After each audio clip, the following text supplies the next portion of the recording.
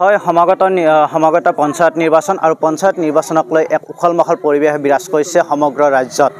আৰু যেহেতুকে মনোনয়ন পত্ৰ দাখিল কৰাৰ পিছতে এক উৎসৱমুখৰ পৰিৱেশ বিৰাজ কৰিছে হাজোতো। পোনপটীয়াভাৱে আমি পৰিৱেশ দেখুৱাইছোঁ। এনেদৰে প্ৰতিগৰাকী প্ৰাৰ্থী পঞ্চায়তৰ প্ৰতিগৰাকী প্ৰাৰ্থীৰ মাজত দেখা গৈছে এক উখল মাখল পৰিৱেশ। ইতিমধ্যে এই পৰিৱেশ দেখুৱাইছোঁ হাজোৰ খেতিয়াদিয়া পঞ্চায়তৰ অন্তৰ্গত 122 নম্বৰ বুথৰ খেতিয়াদিয়া পঞ্চায়তৰ অন্তৰ্গত 7 নং ৱাৰ্ডৰ মামনি কলিতা।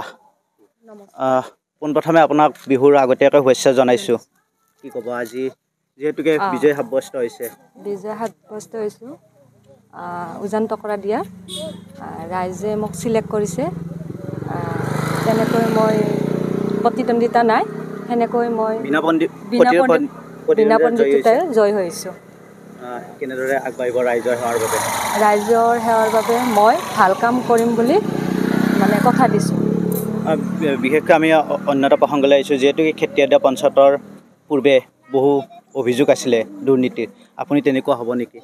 মই তেনেকুৱা নহওঁ। মই সেইকাৰণে ৰাইজৰ ভাল কাম কৰিম বুলি আগবাঢ়িছোঁ। কোন দলৰ সমৰ্থিত প্ৰাৰ্থী হৈ আহিছে আপুনি? বিজেপি। নিশ্চয়কৈ ক'ব লাগিব বিজেপি সমৰ্থিত প্ৰাৰ্থী বিজয় সাব্যস্ত ঘোষণা হৈছে মামনি কলিতা। খেতিয়াদিয়া পঞ্চায়তৰ অন্তৰ্গত 7 নম্বৰ ৱাৰ্ডৰ 122 নম্বৰ বুথৰ ৰাইজ আছে। আমি কথা পাতিবলৈ যত্ন কৰিম। যিহেতুকে আপুনি এই বুথৰ সভাপতি, কি ক'ব? আজি বিজয় সাব্যস্ত হোৱাৰ কাৰণে ভাল লাগিছে, বিদ্যাৰ প্ৰতিদ্বন্দ্বিতা হোৱাৰ কাৰণে ভাল লাগিছে। আৰু ভৱিষ্যতো অনাগত দিনতো আমাৰ সদস্য শ্ৰী মামনি কলিতাই ৰাইজৰ সহায় সহযোগত কাম কৰিব বুলি আশা কৰিলোঁ।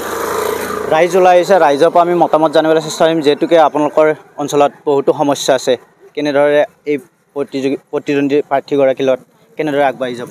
হয়, আগৰ পৰাই বহুত অভিযোগ আছে। কাৰণ যিখিনি দুখীয়া মানুহ আছে পাব লগা সেইখিনি পোৱা নাই। মানে যিখিনিয়ে পাই আছে আগৰ পৰা সিহঁতেই পাই আছে।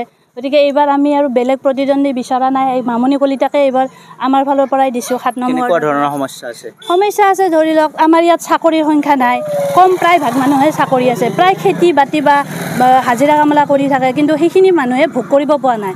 অকল যিখিনি টকা পইচা বেছি আছে সিহঁতেহে ভোগ কৰিব পাৰিছে। গতিকে আগন্তুক যাতে মামনি কলিতাই দুখীয়াখিনিৰ চাই কিনে যোনে একো পোৱা নাই বা সিহঁতক যাতে ভালকৈ বস্তুখিনি যি আহে সুবিধাখিনি দিয়ে। কৃষিৰ ক্ষেত্ৰত হওক বা ঘৰৰ ক্ষেত্ৰত হওক, যিখিনিয়ে পোৱা নাই সিহঁতক যাতে সহায় কৰি যায়, সেইটোৱে বিচাৰোঁ।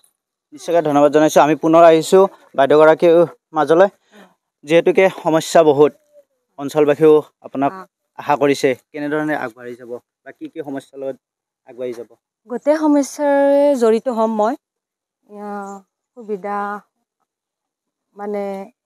সুবিধাখিনি মই দিব লাগিব। মানে যাৰ অসুবিধা আছে সেইখিনি সুবিধাখিনি কৰি দিব লাগিব। মই তেনেদৰে আগবাঢ়িছোঁ।